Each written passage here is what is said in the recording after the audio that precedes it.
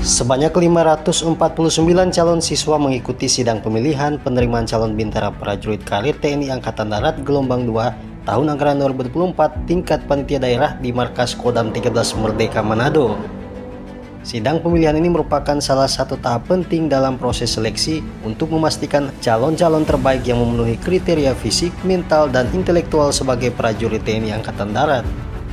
Pangdam 13 Merdeka Mayor Jenderal TNI Chandra Wijaya memimpin langsung sidang pemilihan penerimaan calon bintara TNI Angkatan Darat ini.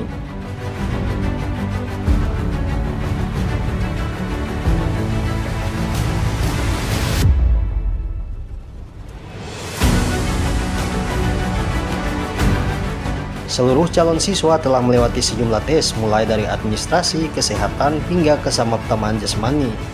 Tahap selanjutnya, calon siswa yang dinyatakan lolos seleksi tingkat panitia daerah akan melanjutkan proses seleksi di tingkat pusat.